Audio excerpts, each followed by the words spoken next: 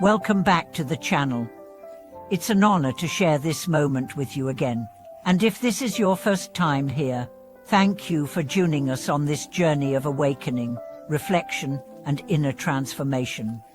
Today, we'll explore one of the most hauntingly beautiful teachings in all of Buddhism, the idea that life is like a dream, that our entire experience, everything we hold, everything we chase, is ultimately insubstantial.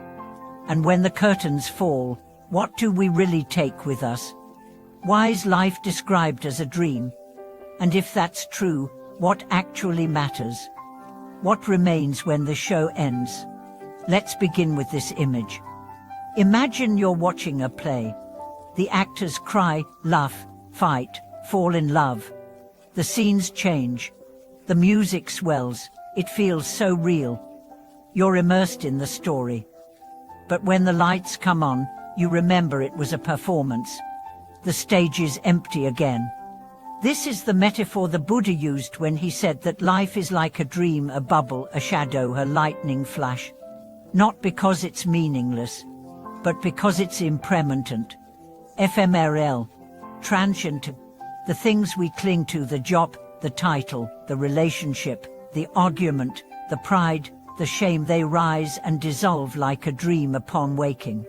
And yet we suffer so much in trying to control, grasp, and preserve the illusion. Let me share a story. There was a wealthy merchant named Raghavan who had everything: a grand house, servants, influence, and a reputation he guarded fiercely. One night, he had a dream that his wealth vanished, his friends betrayed him, and he was left begging in the street. He woke up in a cold sweat. And in that moment, something changed. He realized how tightly he had gripped things that were never truly his. He began to practice. He began to listen, to look beyond the surface, to live more simply. When asked why, he said, "I lived a lifetime in that dream, and when I woke up, I remembered what matters." This teaching is not about nihilism. It's about clarity. It's not that life doesn't matter. It's that we should stop mistaking the temporary for the eternal. You see, we don't suffer because life ends. We suffer because we believed it was permanent. We suffer because we forget it's a play and take every scene as the whole truth. But here's the deeper question: if life is a dream, what remains after the dream ends? What do we take with us when the body dies, the name fades, the photos are boxed, and the voice is silenced? We take the echoes of our mind, the imprint of our intentions, the residue of our actions, our karma. And that karma isn't about punishment or reward. It's about resonance. It's about the quality of consciousness we cultivated. Did we live with compassion? Did we meet suffering with presence?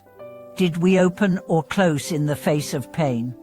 Did we grow more awake or more asleep? Because death is not the end, it's a continuation. The dream changes, but the mind continues. Not the ego, not the persona, but the stream of consciousness. And what colors that stream is not how much you owned, but how deeply you lived, how sincerely you loved, how fully you let go. Let's take another story. There was an old woman named Ongoli who had nothing, no family, no savings, no fame. But every day, she swept the steps of the temple with mindfulness. She fed stray dogs. She smiled at strangers. She whispered the Buddha's name before sleep. When she died, there was no obituary, no eulogy.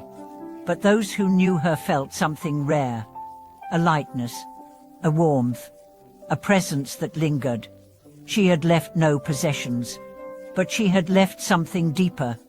A ripple of peace, a trail of sincerity, a fragrance of kindness. This is what we carry. Not objects, not status, but the subtle energy of our lives, the quality of our awareness. And that is both terrifying and liberating. Terrifying because it means we cannot fake it. Liberating because it means we already have what we need. The mind is the theater. The heart is the stage. The Dharma is the script. And every moment is a chance to rewrite it. So let's return to this question. Why is life described as a dream? Because only in that recognition do we begin to wake up. Only when we see through illusion can we meet reality. And what is that reality?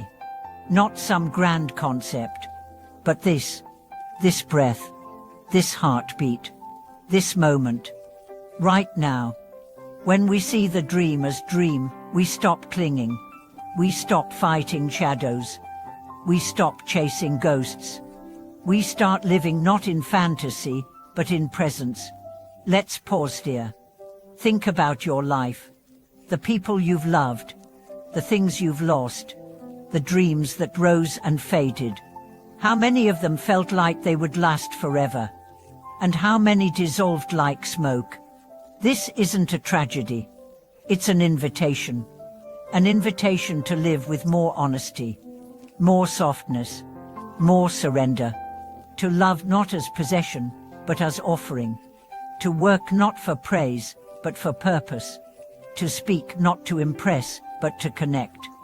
To practice not to escape, but to embody. Because every act, no matter how small, becomes the fabric of your next dream. Every moment becomes a seed. And when the play ends, when the body rests, when the curtain falls, you will not take the role. You will take the essence. So ask yourself, what are you rehearsing? What are you planting? What are you believing that isn't true? Can you hold success like sound? Can you let go of pain like smoke? Can you live with the awareness that everything you touch is fleeting? This is not sorrow. This is freedom. Because when you stop holding on, your hands are free to offer. Your heart is free to feel. Your soul is free to soar. There was once a teacher who said, "Live as if you've already died. Then you will finally be free to live. Not in despair, but in clarity, in wonder, in gratitude. Because even dreams can be beautiful. Even illusions can be luminous, if we meet them with wisdom, with courage, with love." So now, as we bring this journey to a close, remember, you are the dreamer. You are the watcher.